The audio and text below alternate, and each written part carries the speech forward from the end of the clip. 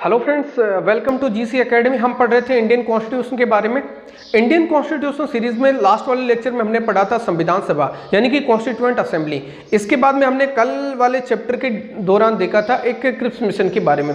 तो आज अपन जानते हैं कि क्रिप्स मिशन क्या चीज़ थी। क्रिप्स मिशन है संविधान सभा के बारे में, किस तरह से हमारे संविधान सभा के पॉइंट ऑफ व्यू इंपॉर्टेंट हो जाता है। बाकी मॉडर्न हिस्ट्री के पॉइंट ऑफ व्यू देखा जाए तब भी क्रिप्स मिशन हमारे लिए काफी इंपॉर्टेंट टॉपिक बनता है। आइए दोस्तों, आज के टॉपिक के बारे में जानते हैं क्रिप्स मिशन इंडिया के लिए क्यों इंपॉर्टेंट था। सबसे पहले अपन जानते हैं ये क्रिप्स मिशन इंडिया में आता कब है, यानी कि इंडिया में कब आता है। तब इसके लिए मैं बताऊंगा आपको 22 ऑफ द मार्च यानी कि 22 मार्च 1942 को ये भारत में आता है। कौन आता है क्रिप्स मिशन में, कितने सदस्य होते हैं, यानी कि क्रिप्स मिशन में एक ही सदस्य होता है, सर स्टेफर्ड क्रिप्स होते हैं। यानी कि ये वाला एक सदस्यीय आयोग था, एक सदस्यीय आयोग था जिसमें कौन थे, सर स्टेफर्ड क्रिप्स थे। सर स्टेफर्ड क्रिप्स इसके सदस्य थे या फिर हेड कह दो, सर स्टेफर्ड क्रिप्स थे। क्यों आया था दोस्तों स्टेफर्ड क्रिप्स या फिर क्रिप्स मिशन इंडिया में 1942 में क्यों आता है, इसके लिए मुझे थोड़ा सा एक हिस्टोरिकल बैकग्राउंड में जाना पड़ेगा, मुझे मॉडर्न हिस्ट्री में जाना पड़ेगा। क्योंकि जब मैं बात करता हूं 1942 की, सर दोस्तों 1942 में सेकेंड वर्ल्ड वॉर चल रहा होता, द्वितीय विश्व युद्ध। ध्यान से समझते इस पूरी स्टोरी को। यह द्वितीय विश्व युद्ध चल रहा है इस समय,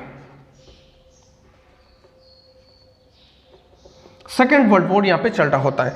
क्या होता है इस समय, देखिए इसको समझने के लिए यहां पे आपका ब्रिटेन होता है, ये मैं बात कर लेता हूं, यहां पे एक ब्रिटेन होता है। इसके बाद में ब्रिटेन के जो अपोनेंट में जिस कंट्री की मैं बात करता हूं वो आपका होती है जापान, यानी कि जापान यहां पे होती है। और तीसरी में उस राष्ट्र की बात कर रहा हूं यानी कि इंडिया के बारे में, इंडिया कह दो या भारत कह दो, इनकी क्या स्थिति होती है इसके बारे में देखिए दोस्तों। इंग्लैंड के या फिर ब्रिटेन के जो साथी देश थे उनमें मैं बात करता हूं, एक तो यूएसए था, यूएसएसआर था, इसके बाद में चाइना भी इनके साथ में था, ऑस्ट्रेलिया भी इनके साथ में था। ये कुछ ऐसी कंट्री थी जो किनके साथ में थी, ब्रिटेन के साथ में थी। किनके अपोजिट में ये लड़ा जा रहा था, जापान के अपोजिट में। तो भारत का इसमें क्या रोल था दोस्तों, देखिएगा भारत ने द्वितीय विश्व युद्ध में अंग्रेजों का सपोर्ट नहीं किया था, ब्रिटिशर्स का सपोर्ट नहीं किया था।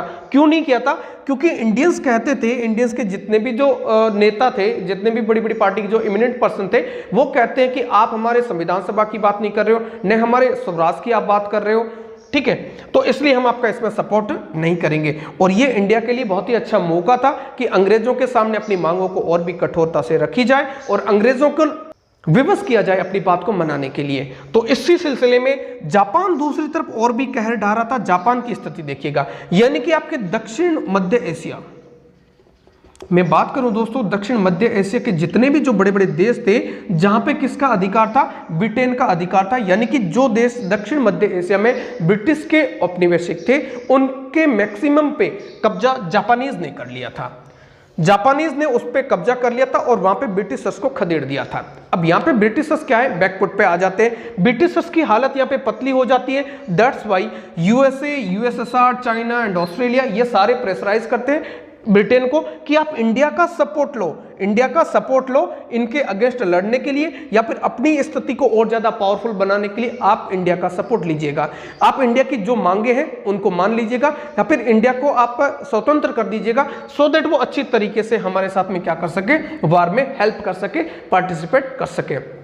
इंडियंस भी यही चाहते थे कि हमें स्वतंत्र कर दीजिएगा, हमें पूर्ण स्वराज आप दे दीजिएगा और हमारे कॉन्स्टिट्यूएंट असेंबली की स्थापना कर दीजिएगा और हम फुल फ्लेज आपके साथ में वार में पार्टिसिपेट करेंगे। इंडिया की भी मांग ये थी, इंडिया के लिए काफी अच्छा ऑप्शन था इस समय। ओके, यहाँ पे क्या होता, बट ब्रिटिशर्स कभी नहीं चाहते थे कि भारत को ब्रिटिशर्स से आजाद कर दिया जाए। ये बहुत ही इंपॉर्टेंट टेरिटरी होती है ब्रिटिशर्स के लिए इंडिया। ओके, अब आगे यहाँ पे क्या होता है देखिए, इनके प्रेशर देने की वजह से एक सर स्टेफर्ड क्रिप्स नाम के व्यक्ति को क्रिप्स मिशन के रूप में 1942 यानी कि 22 ऑफ द मार्च 1942 को इंडिया में भेज देता है एक बातचीत करने के लिए यानी कि एक तरफ से तो उनका इनडायरेक्टली मैं कह दूं या फिर उनका पर्पस क्या था, यानी कि सेकेंड वर्ल्ड वॉर में इंडिया की हेल्प चाहिए थी। और दूसरा, भारत को क्या लालच देना चाहते थे, वो इंडिया को लालच देना चाहते थे कि हम आपके लिए संविधान सभा की स्थापना करेंगे, एक भारत संघ की स्थापना करेंगे और भारत को हम आजाद कर देंगे। ये वाले कुछ बहाने लेके आता है, जिसको किस तरह से अपनी रिपोर्ट को पेश करता है उसको दोस्तों देखते हैं। ओके दोस्तों, अब अपन बात करते हैं, यानी कि जो क्रिप्स मिशन था उनके क्या प्रस्ताव उन्होंने इंडिया के सामने रखे थे उनके बारे में अपन बात करें, उनके प्रपोजल की बात करते हैं। उसके बाद में अपन बात करते हैं क्यों मुस्लिम लीग ने उसको एक्सेप्ट नहीं किया, क्यों कांग्रेस ने इसको एक्सेप्ट नहीं किया और क्या फेल्योर के रीजन थे क्रिप्स मिशन के इंडिया में। ओके, सबसे पहले मैं बात करता हूं प्रस्ताव के बारे में। उन्होंने कहा था कि हम एक भारत संघ बनाएंगे, भारत संघ का निर्माण करेंगे। इन्होंने कहा यह तो बहुत ही बढ़िया चीज है, हम तो चाहते थे कि भारत संघ का निर्माण हो। इन्होंने कहा इसमें कौन कौन रहेंगे, एक तो इसमें कहा था ब्रिटिश प्रांत रहेंगे, एक तो इसमें ब्रिटिश प्रांत रहेंगे, दूसरे इसमें रहेंगे देसी रियासत। ध्यान दे दोस्तों, यदि मैं बात करूं ब्रिटिश भारत की, तो ब्रिटिश भारत उस समय देसी रियासत और ब्रिटिश प्रांतों को मिला के बना था। यानी कि देसी रियासत वो हुआ करते थे जिसमें राजा महाराजा राज किया करते थे, और ब्रिटिश प्रांत यानी कि ब्रिटिश क्राउन के अंडर में रहते थे, और इसमें जो आपके गवर्नर होते थे वो इनके अध्यक्ष हुआ करते थे, या फिर गवर्नर के द्वारा ब्रिटिश प्रांतों को डील किया जाता था। इन्होंने कहा था कि हम एक भारत संघ का निर्माण करेंगे ब्रिटिश प्रांत और देसी रियासतों को मिला के। इन्होंने कहा यह तो बहुत ही अच्छी चीज है। ये बात दोस्तों मुझे बताइए, क्या मुस्लिम लीग को पसंद आएगी? नहीं आएगी। ओके, इसके बाद में मैं बात करता हूं दूसरी कंडीशन की। इन्होंने कहा था भारत को औपनिवेशिक स्वराज की प्राप्ति की जाएगी। औपनिवेशिक स्वराज घोषित किया जाएगा। इसका मतलब क्या था, यानी कि भारत को पूर्ण स्वतंत्रता की बात इसमें नहीं की गई है। और तीसरी में बात करूं दोस्तों, इन्होंने कहा था एक संविधान सभा का गठन किया जाएगा। क्या किया जाएगा? संविधान सभा का गठन किया जाएगा। और यह संविधान सभा कौन सी होगी? यानी कि वही जो ब्रिटिश प्रांत आपके हैं, ब्रिटिश प्रांत रहेंगे और आगे इसके साथ में रहेगी देसी रियासत। कोई दिक्कत नहीं। लेकिन इन्होंने कहा था, इसके साथ में इन्होंने दो शर्तें डाल दी थी। एक तो इन्होंने कहा था यह आपकी बनेगी विश्व युद्ध के बाद में, आफ्टर वर्ल्ड वॉर रहेगा, विश्व युद्ध के बाद में ये इसकी स्थापना की जाएगी। ओके, और अगली बात इन्होंने बोली थी कि ये जो आपकी कॉन्स्टिट्यूएंट असेंबली हम बनाएंगे, संविधान सभा का गठन करेंगे, ये जो संविधान बना देगी उस संविधान को मानने के लिए बाध्यता नहीं होगी। यानी कि कोई देशी राज्य यदि चाहता है कि यार मुझे इस संविधान को नहीं मानना है, तो वो फ्री है, वो अपनी पुराने वाली संवैधानिक स्थिति में रह सकता है, यानी कि वो नया राष्ट्र के रूप में बन सकता है। सेम कंडीशन किस पे लागू होगी? ब्रिटिश प्रांत के लिए लागू होगी। यानी कि संविधान मानने की बाध्यता नहीं होगी, संविधान मानने की बाध्यता नहीं। अब दोस्तों यहां से हमें एक चीज तो क्लियर हो जाती है कि इन्होंने जो भी प्रपोजल इंडिया के सामने डाले हैं, ये प्रपोजल इनके थे। अब इनके सामने जो हमारी कांग्रेस का और मुस्लिम लीग का क्या रिएक्शन रहता है उनको थोड़ा देखिएगा। इनके बाद में देखो, जो भारत संघ की ये बात कर रहा है, भारत संघ की बात से मुस्लिम लीग खुश नहीं होती है, क्योंकि मुस्लिम लीग हमेशा से कहती आ रही है कि जो मुस्लिम बाहुल्य है उनके लिए एक अलग से संविधान की स्थापना की जाए और उनके लिए अलग से एक राष्ट्र की स्थापना की जाए। तो जब भारत संघ की स्थापना करेगा तो इसके लिए मुस्लिम लीग कभी भी क्या नहीं होगी? खुश नहीं होगी। बट इसे जो आपकी कांग्रेस थी, कांग्रेस को यह प्रपोजल एक्सेप्ट था। ओके, दूसरी ये बात कहता है कि औपनिवेशिक स्वराज बनेगा। औपनिवेशिक स्वराज बनेगा मतलब भारत को पूर्ण स्वतंत्रता नहीं मिलेगी, भारत को पूर्ण स्वतंत्रता नहीं दी जाएगी। ये तो दोनों को एक्सेप्ट नहीं था कि हमें चाहिए तो पूर्ण स्वराज चाहिए। हम 1929 के लाहौर अधिवेशन से कहते आ रहे भारत को पूर्ण स्वराज हमारा लक्ष्य बन गया और पूर्ण स्वतंत्रता तो हमें चाहिएगा। और उसके बाद में द्वितीय विश्व युद्ध हमारे पास में एक अच्छा मौका है आपको इस चीज के लिए विवश करने के लिए कि हम हमको पूर्ण स्वतंत्रता प्रदान कर दीजिएगा। इसके बाद में अगली बात करते हैं अपन संविधान सभा, ब्रिटिश प्रांत, और ये इनके लिए होगी और विश्व युद्ध के बाद में इसकी स्थापना की जाएगी। दोस्तों इससे संबंध में आपको पता होगा गांधी जी ने इसको पोस्ट डेटेड चेक की संज्ञा दी थी। गांधी जी इसके संबंध में क्या बोलते हैं? गांधी जी इसको पोस्ट डेटेड चेक बोलते हैं। पोस्ट डेटेड चेक की संज्ञा इसको दी जाती है गांधी जी के द्वारा। क्यों देते हैं? गांधी जी कहते हैं कि ये तो एक ऐसा चेक है जो भविष्य की निधि से भुनेगा, यानी कि एक ऐसा चेक है जो हमें डिमांड तो आज है, हमें रिक्वायरमेंट आज है, हम तो कहते हैं हमें इमीडिएटली पावर ट्रांसफर कर दीजिएगा, हमें सत्ता का हस्तांतरण तुरंत प्रभाव से चाहिए, और आप इसको कहते हैं वर्ल्ड वॉर के बाद में दिया जाएगा। इसका मतलब आप बाद की डेट का चेक हमें सौंप रहे हैं, तो इसलिए इन्हें पोस्ट डेटेड चेक की संज्ञा दी थी। और नेहरू जी ने इससे संबंध में एक इंपॉर्टेंट दिवालिया बैंक का पोस्ट डेटेड चेक का है। ये कहते हैं कि ये तो दिवालिया बैंक का पोस्ट डेटेड चेक है, दिवालिया बैंक का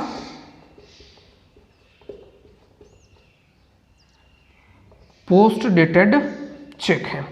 इसके संज्ञा कौन देते हैं? नेहरू जी देते हैं, यानी कि दिवालिया बैंक का पोस्ट डेटेड चेक है, और गांधी जी इसके संबंध में क्या कहते हैं? पोस्ट डेटेड चेक की इसको संज्ञा देते हैं। तो दोस्तों इससे रिगार्डिंग क्वेश्चन पूछा जाएगा कि महात्मा गांधी ने कौन से मिशन के बारे में, कौन से कमीशन के बारे में, कौन से आयोग के बारे में, कौन से आयोग को पोस्ट डेटेड चेक की संख्या दी है? तो क्रिप्स मिशन आ जाएगा, विवेल प्लान आ जाएगा, कैबिनेट मिशन आ जाएगा, या नेहरू रिपोर्ट आ जाएगा। इस तरह से हमें उसको आंसर देना, बहुत ही इंपॉर्टेंट क्वेश्चन है। और नेहरू जी ने दिवालिया वर्ड को इसके साथ में ऐड करके इसी बात को रिपीट कर दिया था। ओके, दूसरी बात की बात करते हैं, यानी कि संविधान को मानने की बाध्यता नहीं, यानी कि जब कोई देश या फिर कोई हमारी जो देशी रियासत या फिर हमारे कोई ब्रिटिश प्रांतों को यह संविधान पसंद ना आए तो वो अलग हो सकता है। इसका मतलब भारत के अनगिनत टुकड़ों की बात की गई थी।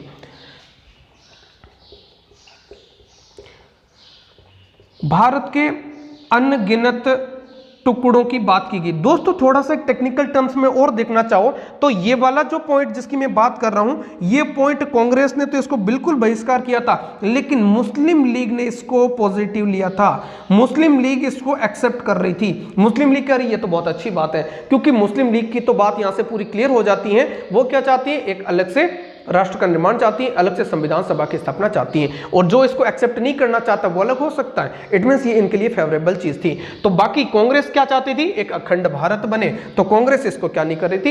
एक्सेप्ट नहीं कर रही थी। जब ये भारत संघ की बात कर रहा है तो मुस्लिम लीग एक्सेप्ट नहीं कर रही और कांग्रेस इसको एक्सेप्ट कर रही थी। दोस्तों अल्टीमेटली मैं इस बात को कहूं तो ये प्रोपागेंडा था किसकी तरफ से?